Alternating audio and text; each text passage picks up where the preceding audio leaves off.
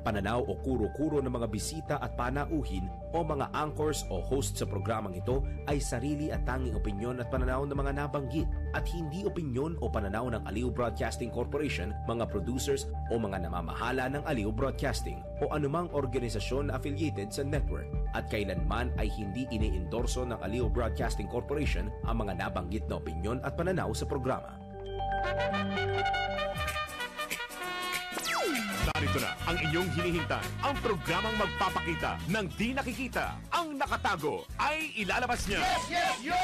Topacio! Programang maraming ilalantad na mga sorpresa. Yes, yes, yo! Topacio! At ngayon, narito na po sila, ang mga kwento niyang ating mapapakinggan. Si Mr. Yes, Yes, Yo, Attorney Ferdy Topacio. Yes, yes, yo! Topacio! Yes, yes, yo! Yahoy! Yes, yes, yo, Topacio. Magandang umaga po sa inyong lahat, mga kaibigan. Ngayon po ay 2 ng Setyembre 2025. At syempre, ang oras po ay alas 11:02 ng umaga. Magandang umaga sa inyong lahat, mga kababayan natin, lalong-lalo na yung patuloy na sumusuporta sa anumang magagandang gawain ng gobyerno. Alam niyo naman ang gobyerno natin ay talagang nagsisika po ngayon na magawa at matugunan yung mga problema natin. Kaya iwas stress tayo. Marami ho, alam niyo ba bakit ko nasasabi ito? Napakarami ko hong na-encounter na wala na hong sinasabi kundi yung problema ng gobyerno, may gano. Alam niyo, reaction nila ay nakakatuwa. Kaya sabi ko, wala ho bang positibo dyan? Meron naman, kaya lang hindi masarap pag-usapan yung positibo. Bakit nga ganun, ano? Meron ho tayong mga kababayan na sabi ko, naku, baka atake. Nagkukwento pa lang ho kayo, mukhang aatakihin na kayo eh. Yun yung kagad sinasabi ko. Ayan, kita nyo, Winere. Alam mo naman, tayo naman eh, naghahangad ng makabawas ng problema. Alam nyo, ang asset ho ngayon, yung mga taong hindi nagbibigay ng problema sa bansa. Ang asset ho ngayon, para sa opisina, di ba?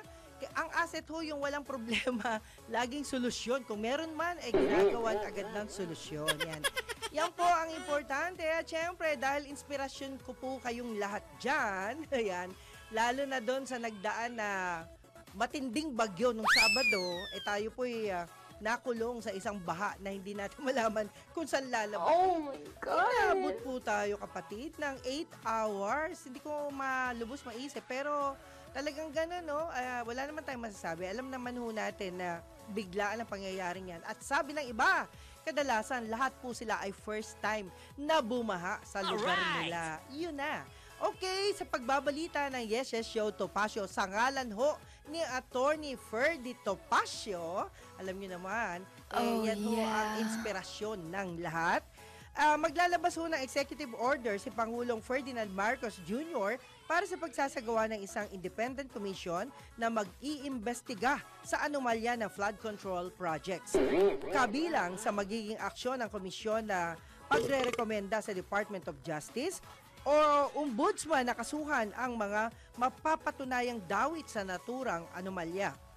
Ayon kay Pangulong Marcos, kakailanganin sa naturang independent body ang tulong ng mga forensic investigators, abogado, justices, mga prosecutors na hihimay sa mga makakalap na ebidensya sa katiwalian. Anya, hindi pa naman nabubuo ang istruktura ng komisyon kaya't hindi pa rin masabi kung sino ang mamumuno rito.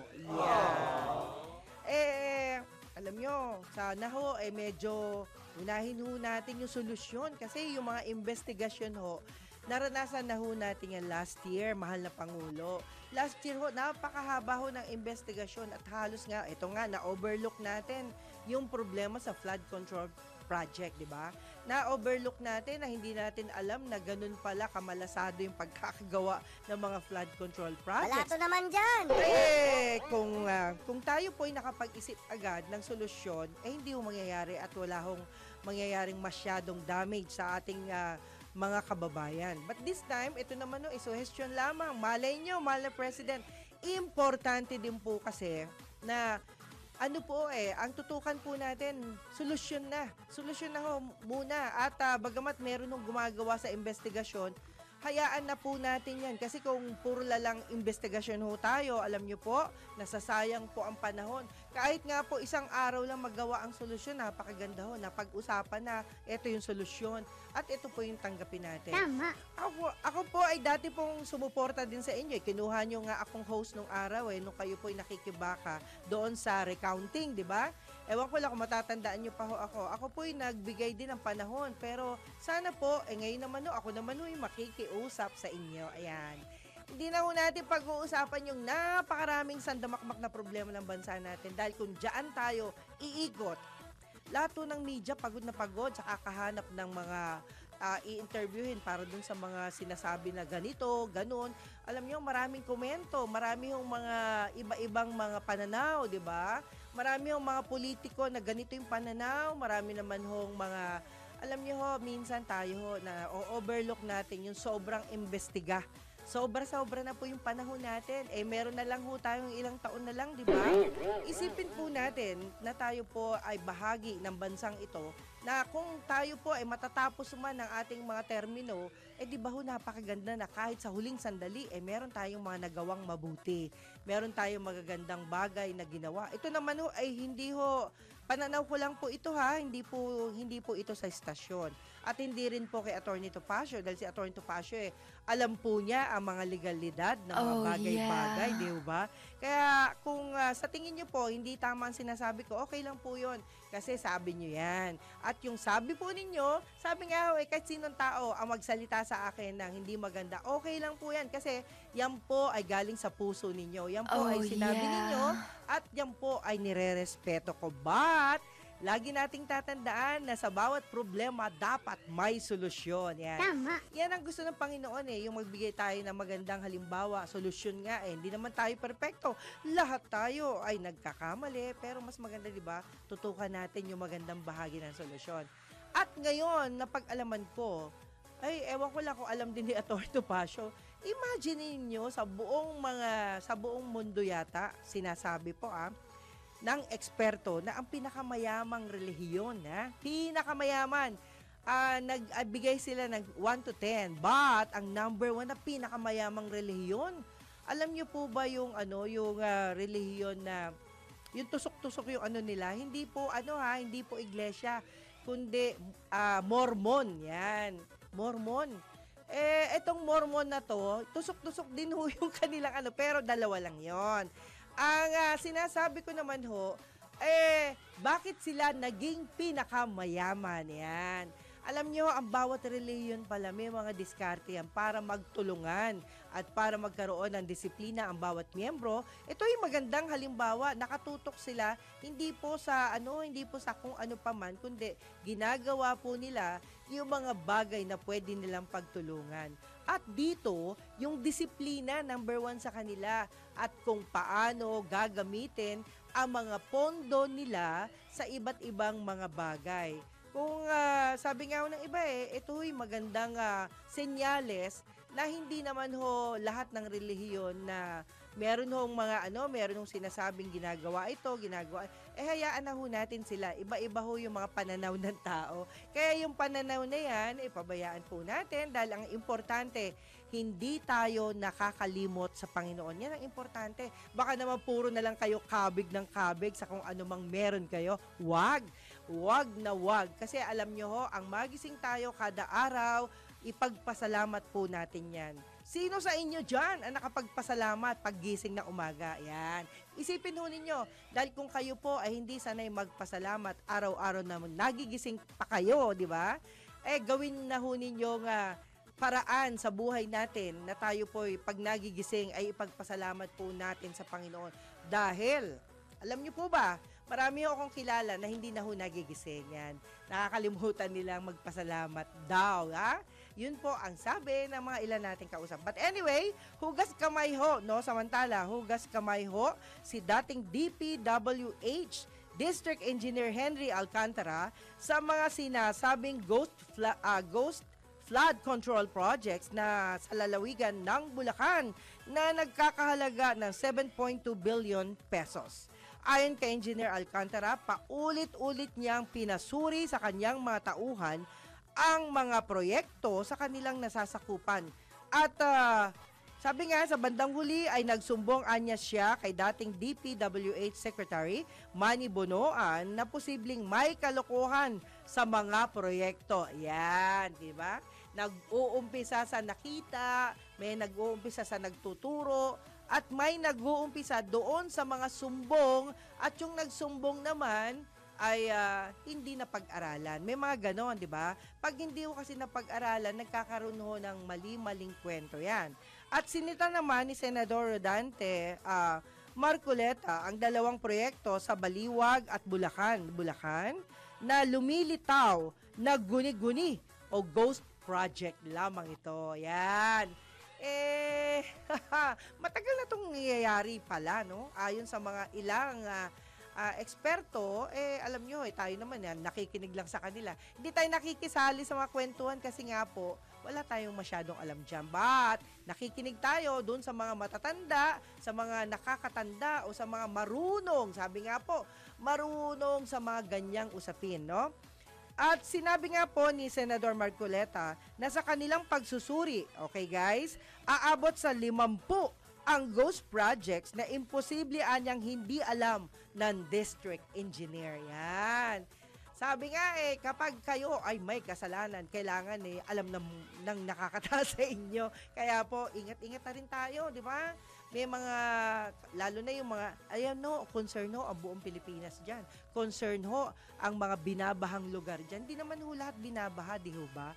Pero minsan nagkakaroon ng proyekto ng flood control project ang mga lugar na hindi naman binabaha pero may budget sila. So, anong ginagawa dun sa budget na wala silang problema sa baha? Yan. Marami ho tayong mga lugar din na matataas pero na-overlook natin yon. Hindi natin alam yan kung di pa nga nangyari yung mga sinasabi ng mga investigador, hindi natin alam na meron palang ganon. Anyway, nabatid na naging usap-usapan kamakailan sa social media kung ano ang ugnayan ni na Senador Joel Villanueva at ang controversial na district engineer na si Henry Alcantara dahil sa paglutang ng ilang mga larawan nito na magkasama sila. Ayan. Magkasama lang. But anyway, ibigay natin yan sa mga tamang tao na pwede mag-imbestiga dyan, no? Lahat naman ho, alam nyo ho, ang Pangulo ho, masakit na rin ang ulo niyan, no? Tiyak ho, masakit na ho ang ulo niya. At sa dami ng mga chuchu, di ba? Alam nyo, pag Pangulo ka ng Pilipinas, maraming chuchu dyan. Maraming, ito ang tama, ito ang tama. Siyempre, ang tingin ko dyan, siyempre, ang Pangulo, doon siya sa taong pinagkakatiwalaan niya, no? Kahit hindi ho niya alam na maanomalya yung tao niya, pwedeng gano'n, di ba? O kaya naman po, kapag ang tao naman po ay may problema, ayun naman po ay talagang nadadamay, pati yung business, pati yung trabaho, pati yung gawain, mga ganun ho. Kaya ingat-ingat din po tayo sa basta-basta nating pagdedesisyon, dahil minsan, sabi nga ho ng iba dyan, 2 heads is better than 1. Yan. Lagi tayo mag-iisip muna ng makaraming beses para hindi tayo magkaroon ng mas malaking alalahanin. Alam nyo, yung anxiety, isa yan sa mga problema din ng mga kababayan natin. Dahil minsan, nakukuha yan sa mga marites, di ba? Yung mga marites ko kasi, wala hong silang magagawa kasi trabaho na nila ang magmarites. Yan.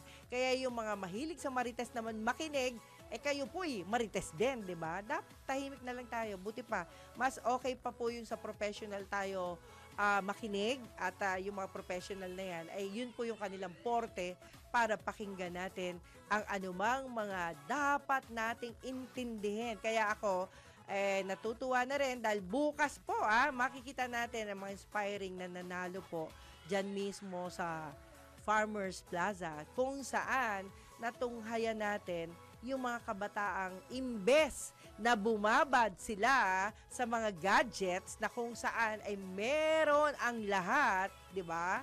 Meron ang lahat, lalo na yung mga contractor para dun sa mga mayayamang gawain.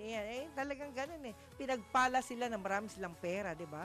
Ganun lang ang buhay ngayon. Kailangan talaga tayo mag-ipon-ipon, di ba?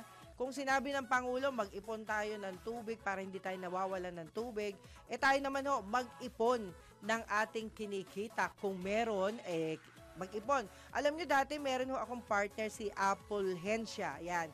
Si Mr. Apulhencia ay isang CEO ng isang kumpanya na kung saan lagi niya sinasabi 10% from your salary. Yan, kung salary o kaya income, 'di ba? 10% lang. Ilagay niyo 'yan sa sa ipunan ninyo. Ilagay niyo 'yan sa bangko ninyo, ilagay niyo 'yan kung saan. Basta importante kada buwan i-save ninyo ang 10%. And see to it na yung 10% na yan ay magiging habit nating lahat. Yan. Maganda yan, ha? At syempre, sa huling balitang meron tayo para sa Yes Yes Show Topacio, ito po yung mula sa Business Mirror naman, no? Nanawagan ng Commission on Election sa Kamara na masinsinang repasuhin ang Republic Act 7941 o ang Party List System Act. Ito, ang Party List System Act ay medyo masalimuot ayon doon sa mga eksperto na nakausap din po natin. Kasi nga po, hindi natin halos lahat, no? Hindi tayo lahat alam natin kung sino ang nandoon sa party list na yon, di ba? At diyan, pag nalaman ninyo na hindi pala para sa gobyerno ang nandun sa party list na yon, kundi sila po ay mga kalaban ng gobyerno. Kalaban, ibig sabihin hindi sila kakampi ng mga magagandang gawain ng gobyerno. Yan po ang taguan daw, sabi, ng mga party list na kumakandidato. Yan. Ayon lang ho yan sa kanila, pero hindi naman ho ayon sa atin yon. Kasi kanya-kanya nga po tayong mga pananaw sa buhay, di ba? Kaya magkasya na tayong makinig, no? At kesa makipagtalo. Ayon sa COMELEC, 2 dekada na ang lumipas, ngunit wala pang nangyayaring pag-amyenda rito. Dahilan kung bakit nakakalusot nila ang mga political dynasties at ang kanilang mga kaalyado kahit na dapat sanay para lamang ito sa mga marginalized sector. Yan. Ito never na nasunod to marginalized, di ba? Nagiging monotonous. Kung papansinin po ninyo, yung mga party list ngayon, monotonous, ginagawa na ng congressman doon sa distrito nila, tas meron pa silang congressman uli dahil doon sa party list na yon, na ang trabaho ng congressman doon sa lugar na yon ay ganun din doon sa pumasok na party list. Ang kagandahan lang ng party list, konti lang yung boto na kailangan nila at minsan naglalaman pa ng 3 hanggang 5 tao kung sila ay papalaring manalo. Yan po ay ayon sa mga nakakaintindi sa politiko, no? Yan po, isang pandaraya ho yung guys. Kasi isipin ho natin, di ba? Halimbawa, kung ang isang distrito ay may congressman na ang kanyang pondo ay nakalaan para sa kung ano mga bagay na pwede niyang itulong sa distrito niya. Yung party list na yon, mas malawak ang kanyang papel, di ba? Hindi lang sa distrito, kundi sa buong Pilipinas. Imagine niyo, pag siya ay nanalo sa party list na yon, kahit na anong paggagawin niya, talagang mas marami po ang ma-encourage niya, di ba? May mga ganun hong sistema. Hindi ko tinutukoy kung sino man yun, pero ang dami ko ho kasing mga nakausap, ukol ho dyan, at sana po tayo pong mga botante, no? Sabi nga ng iba dyan, lalo na yung mga lawyer na kausap ko, marami tayong mga bobotante. Ang bobotante po ay madalas na yan po ang dahilan kung bakit tayo nagkakahetot-hetot dito sa Pilipinas. Bakit? Tandaan po natin, no, na ang Pilipinas po ay maliit na bansa, pero mayaman ho tayo sa natural resources. Mayaman po tayo sa matatalinong tao na narito sa Pilipinas na hindi natin sila napapansin. Mayaman po tayo sa mga kabataang merong kalidad, may talino. Mayaman po tayo dyan, pero hindi rin napapansin. Ang napapansin lang po ay puro kaanyuhan panlabas, no? May mga tao na sipsip sa isang tao, pero hindi niya napapansin ano ang naitutulong ng ibang tao na hindi napapansin. Yan. Marami hong kasing ganyan. Kaya po, mag-ingat po tayo sa pagboto dahil sa pagboto po natin, sisihin daw ho natin ang sarili natin. Di ba? Tayo ho ang may kasalanan. Hindi po yan kasalanan ng mga nanalo. Tandaan po natin yan. Sila po ay nagsikap para ho i-comply na sila ay manalo. Di ba? Ngayon, kung nanalo man sila, sino sisisihin? Di ba?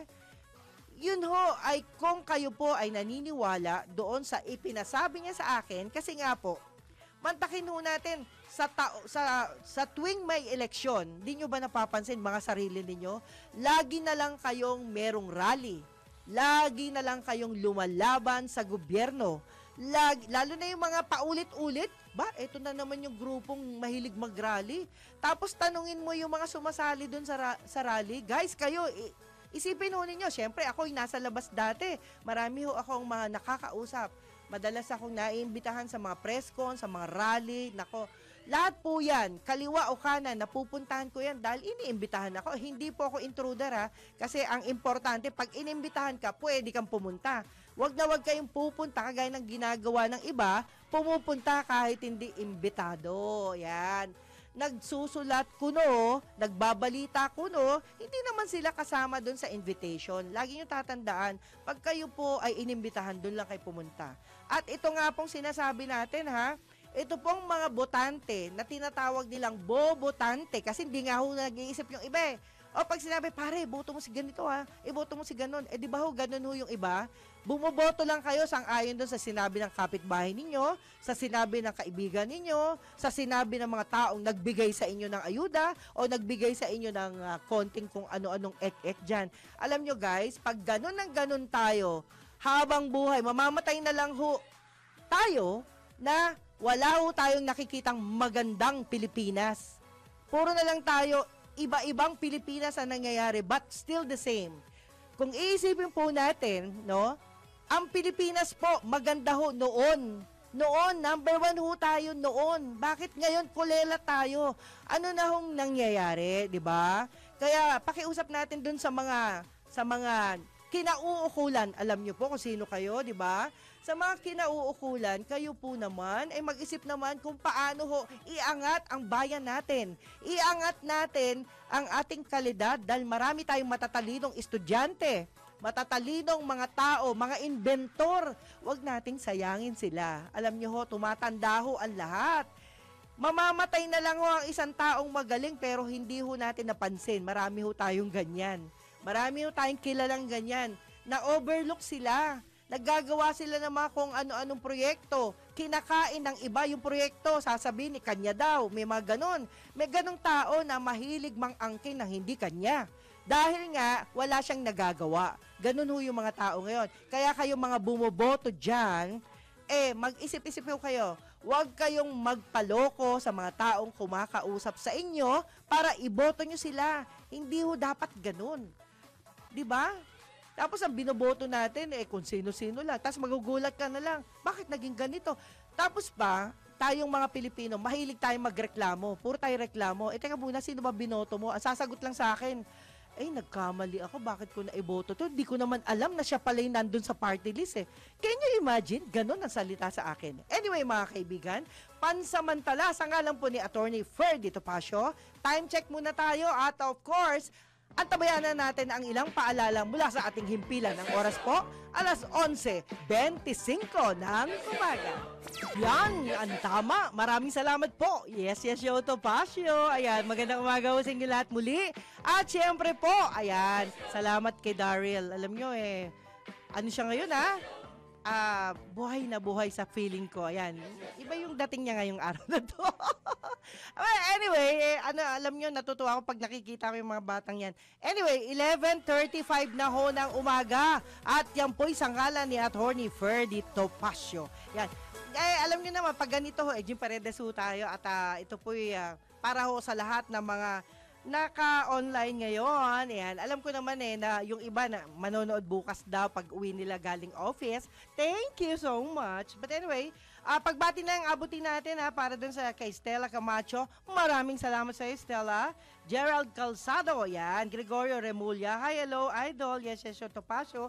Watching from Phoenix, AZ. Ay, salamat po. Onis House of Love, yan. Good morning din sa inyong dalawa. Yes, salamat po. San Diego, California. Ayan, kay Gerald Calzado, MCL, Yeba. Yan, magandang Martes. Yan, alam niyo na, pag Martes, ito yung pinaka-worst day ko kasi coding. Yan. Anyway, ito nga po, sabi, ano ang nagawa ng gobyerno sa kayo naman? Alam niyo ho, hindi nyo nakikita yung maganda. May mga ganun ng pagkakataon. Alam nyo, minsan tayo, di ba? Pag hindi natin gusto, ayaw natin tingnan yung magandang ginagawa ng tao, di ba? Pag gusto naman natin, ayan, kahit hindi niya ginawa, ay laging maganda ang sinasabi natin.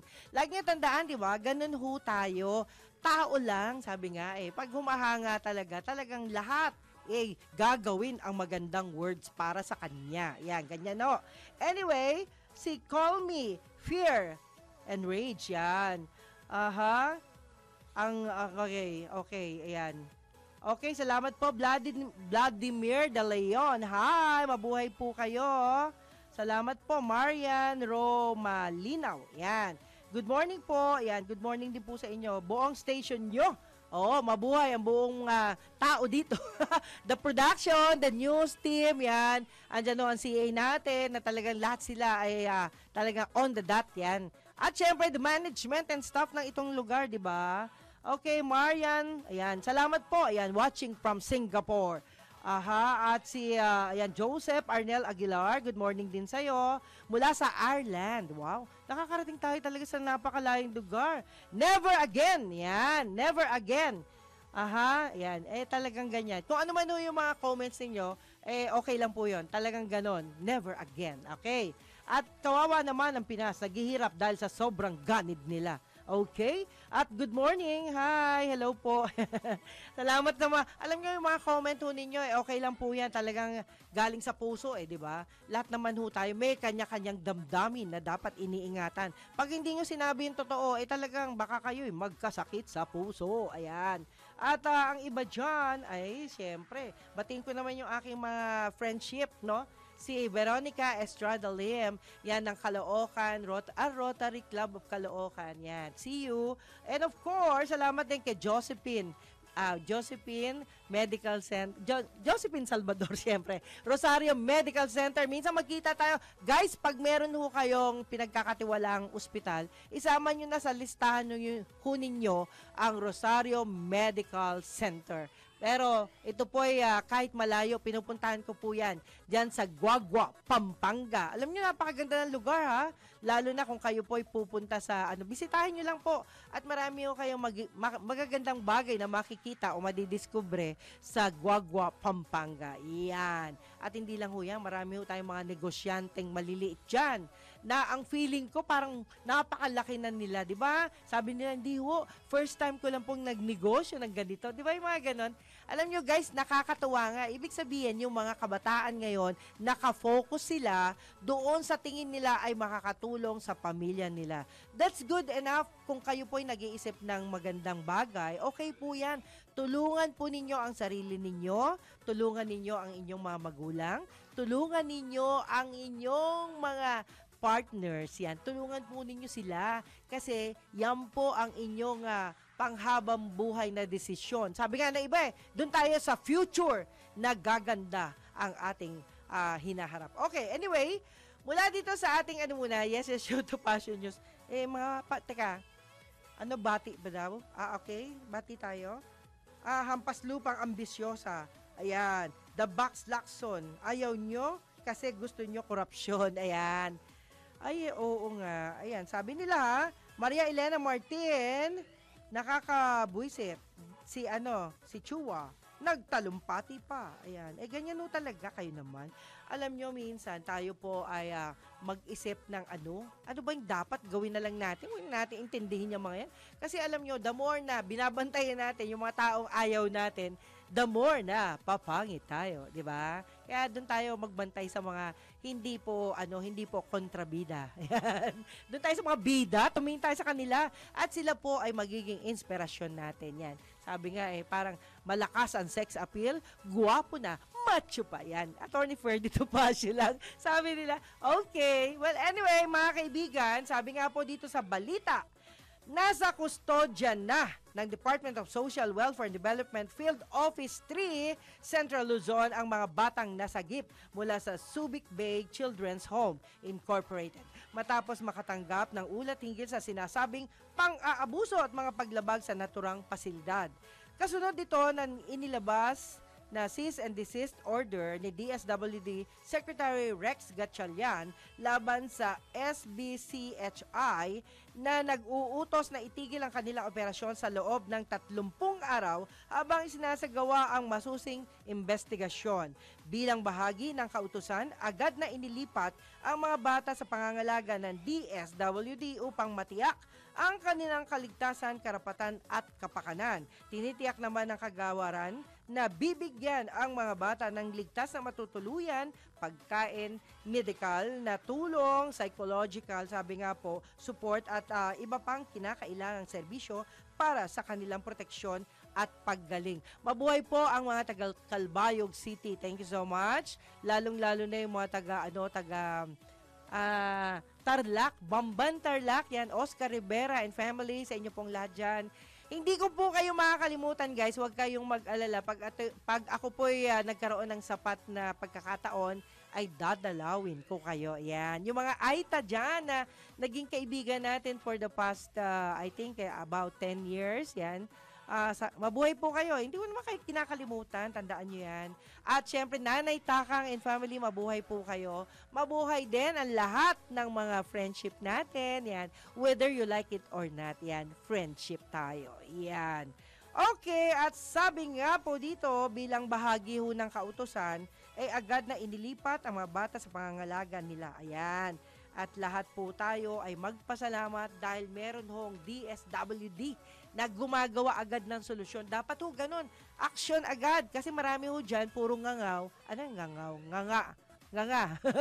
Salita lang ng salita, pero hindi na magwawa ng aksyon. Dapat po doon po tayo sa tama. Yan. Sabi nga ho dito doon tayo sa tama, di ba? Mas maganda ho yung tama kesa naman ho, tayo ho'y nakakasira, di ba? Lagi ho nating tandaan, tayo po'y naghahangad na ikabubuti ng lahat, hindi po ng isang tao lamang. Iyan. Okay, tiwala ang Philippine National Police na mapipigilan ng kanilang 5 minutes response policy sa paglaganap ng krimen ngayong nagsimula na ang Bear Months. Oy, marami na dyan, naghahanda na. Bear Months na kasi, alam nyo na, marami exciting moment na mangyayari ngayong Bear Months. Ayon kay PNP Public Information Office, Chief Police Brigadier General Randall Tuanyo,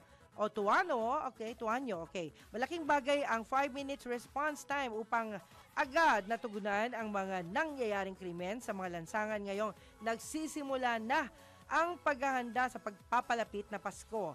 Bahagian niya ang programa ng Enhanced Managing Police Operations na pinaiigting din ng bagong liderato ng PNP sa katauhan ni Police Lieutenant General Jose Melesio Nartates Jr. Yan. Mabuhay ho kayo. Alam nyo, lahat naman ho ng mga natin, ng mga kapulisan hanggat maaari ay asistihan natin. Yung mga nakikita ho ninyo mga bad guys, i-report kagad natin sa 911. Kasi kung wala kayong kilos, puro lang kayong ngawa. Wala kayong sumbong, hindi kayo nagsusumbong na meron palang kapitbahay na gustong umakyat dyan sa bahay na may bahay. O kaya naman, alam nyo yung mga bad guys kasi, yan yung mga taong hindi dumadaan sa pintuan. Sila po'y dumadaan sa bubong, dumadaan sa bintana, yan. Alam niyo na yan. Kasi ang tao kapag normal ka, sa pintuan ka dadaan, di ba? Yan.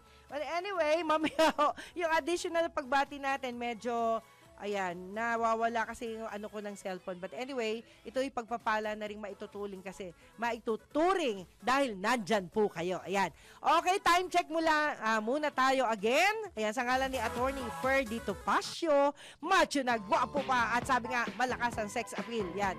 Ang oras po mga kaibigan, alas 11:45 ng umaga. Yes, yo, Topacio. Ang oras po, alas 11:48 ng umaga. Sa ngalan po yan, ng gwapong-gwapo. Sabi nga, malakas ang sex appeal at macho pa. Walang iba kundi si Attorney Ferdy Topacio. Ay, thank you, Daryl. Okay, ay pagbati pinapaabot natin, may pahabol. Yan, Rodrigo Lopez, mabuhay ka. Yan, mabuhay ka, Marian. Roya Malinaw. Yan, salamat po, salamat. Thank you. Salamat. The Believer, sasakit ang ulo ng Pangulo. Baka hangover lang yon. Ayun. Never again, may tiwala. Ayan. Aha, paano kung, okay. Sabi nga, Naomi, Ruth, Ravina. Yan, good morning din po sa'yo. Aha, at JKL, okay. Comelec, yan. Alam nyo, yung Comelec kasi hindi mo kandidato. Marami kayong galit sa Comelec. Siguro, alam nyo, ganitong gawin natin. Kung kayo po ay may sama ng loob sa Comelec, siguro lahat tayo ay sumulat. Sumulat po kayo sa kanila at lagyan nyo ng number. Yan, ipareceive natin sa Comelec. At dun po lahat, mag-suggest kayo. Kasi alam nyo ho, hindi naman ho alam ng iba yan na may nangyayaring gano'n, di ba? Kayo ang nakakaalam, lalo na kung kayo po ay kandidato. That's good enough na ipaalam ho natin. Tapos, check and balance po natin. Hindi lahat ng sinasabi ng mga disgusto ninyo ay tama. Lagi ho nating alalahanin yan. Okay. Beautiful world. Ayan. Oh, yan. Ano ba to? Mrs. Nitamba and Pastor Dila. Hindi ko po alam yan. Pasensya na guys ha. Okay, paano tayo makakaboto ng tama na Comelec ang magpapasya kung sino ang ipanalo? Wala ng demokrasya sa bayan na ito, sabi ni El Pasmo Amigo Official. Yan, nabasa ko lang, pasensya na. At alam nyo, medyo marami ho tayong mensahe, pero mabuhay ang mga taga New Mexico, USA. Oy, salamat po At saka kay Degeneres. Ayan, thank you so much. Yan yung mga friendship natin ngayon. Okay, Nits, malinaw, kasuhan na. Okay, salamat po. Hampas lupang ambisyosa. Ayan. Ayaw niya kasi may gusto siyang iba. Okay, sige, sorry po. Ayan naman mga komento ninyo, medyo relax kayo Baka magkaroon kayo ng anxiety sa sobrang pag-iisip, di ba? Mahaba-haba pa ho ang panahon. Yan, medyo relax lang kayo. At maganda, put it into writing yung mga sama ng loob ninyo. Siguro, mababasa nila kasi kung puro lang tayo salita, mas mahaba ang ating kailangan i-google na oras para dyan. Ayan. Sana pangalan na yon ng congressman nasa likod ng mga project watching from Calgary, Alberta, Canada. Ayan, Remedyo Sawali, thank you so much.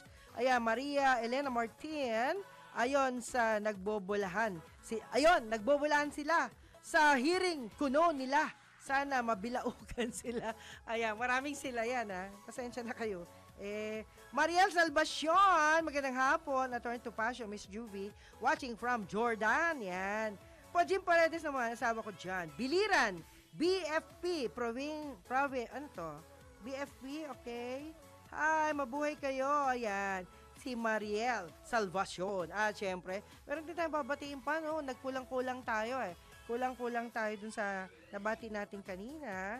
Ayan, ito nakatutok din tong mga to pero hindi pa sila na-add dun sa kanilang Okay, hello kay Kuya Eric Baldecantos. Mabuhay kayo. Eduardo U. Rosales, tagapagdala ng press release. Mabuhay ang Komisyon ng Wikang Filipino. Salamat po. Ayan, sa tweet na hindi nyo ako iniiwan. Yan, mabuhay po kayo.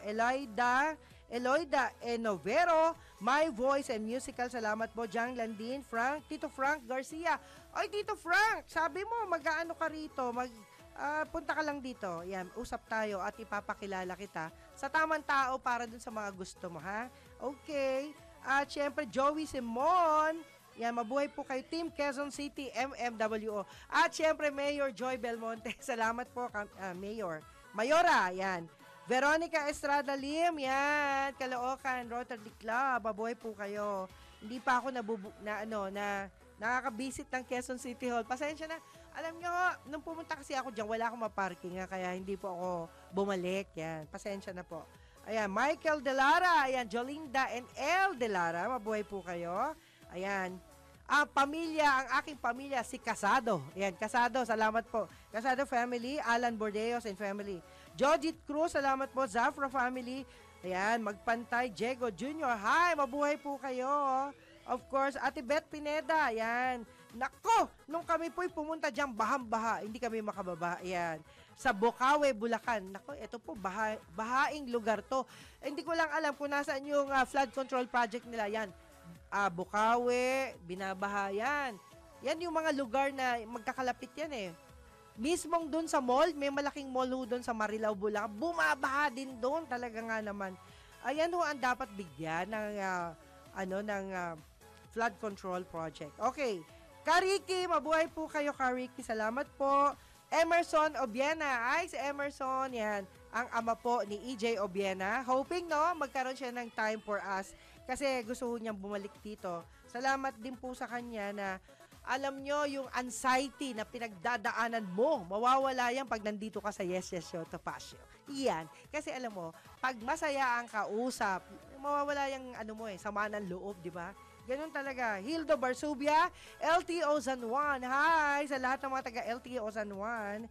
Yan, Josephine Salvador. Hello po. And family, lahat ng mga Salvador na magaganda at gwapong magkakapatid yan. Yan. Mabuhay po kayo. Marisa Malyari. Hi. Yan, Marisa. At saka si and family ha. Ang mga anak ni Attorney Malyari. Okay. Eduardo Rosal, Ligaya Villaruz, Mamita Lorna. Hi, si Mamita Eileen Earl Yambilio Balimento. Hello kay Kuya Herman Laurel. Yan, salamat po. Hello din kay Sinclair Castro, Jun Carlos, Gerardo Nazaro Emilia, Di Makilang Arted Clavo, at siyempre si Captain Rolando Durana. Yan, ang mga seafarer. Eric Jau, nako, biruin mo si Eric Jau, nagpa-appointment na sa atin.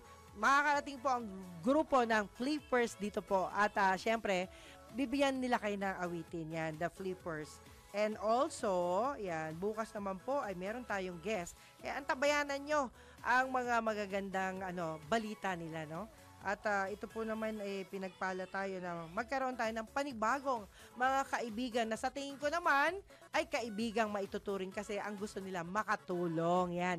Hindi makaperwisyo. Iyan. At sa isang banda, of course, meron tayong mga ilang, alam nyo, salamat doon sa mga sinusulat ko na kasi yung iba nawawala sa cellphone ko. Minsan, no, talaga pag hindi ka techie sa cellphone, winner, alam mo ba, na yung biglang na-delete, yung pagpindot mo, imbis na i-send mo, na-delete, at saka yung lugar ko, pasensya na. Nahihiya nga ako sa CA natin masipag yung mga yan, pero talagang ang hirap kahit na anong sabihin ko, hindi na pumapasok. Nagiging dilaw yung ibig sabihin, hindi nakakarating, no? Aha! At sabi nga po, ito, marami po tayong mga paalala rin. But anyway, hello din kay Alan Paul Rivera. Kung sino man yun ikaw. Hindi ko pakilala, pero pinapabati daw. Okay, Joey, ayan. Sir Joey, lahat ng Joey, mabuhay kayo. Okay, dapat magkaroon tayo ng pang-araw-araw na paalala, no? Sabi nga ng mga eksperto, be careful who you trust. Salt and sugar look the same. Iyan. At nangyari po yan sa akin. Yan. Ang asukal at asin ay nagsama. Kaya maalat na kape ang nangyari. Iyan. At okay mga kaibigan, at ngayon, ang tabayanan natin ang gwapong-gwapo na susunod na programa. Siyempre, walang iba kundi nag-iisang Boss Drew Nasito. Yan. Mabuhay po kayo. At syempre sa lahat ng mga tao rito, mabuhay po kayong lahat. At ingat-ingat pag may time, lalong-lalo na kapag umuulan. Dahil alam nyo, pag umuulan talagang mahirap po yan. Okay mga kaibigan, sa ngalan pa rin ni Attorney Ferdy Topacio at sa ngalan po ng lahat ng mga sumusubaybay, lagi-lagi, mabuhay po kayong lahat. Hindi ko alam kung gaano nyo po pinapasaya ang aming damdamin ni Attorney Topacio. Pero dahil po kayo ay laging nakasubaybay sa Yes Yes Show Topacio, isa hong pasasalamat ang pinaabot po namin sa ngalan ng Panginoon at kayo po ay pagpalainawa ng Panginoon sa Tweetlina dahil kayo po ay gumugugol ng oras para ho dito sa aming programa. Muli po ako po si Miss Juvie de Guzman. I love you all. Bye!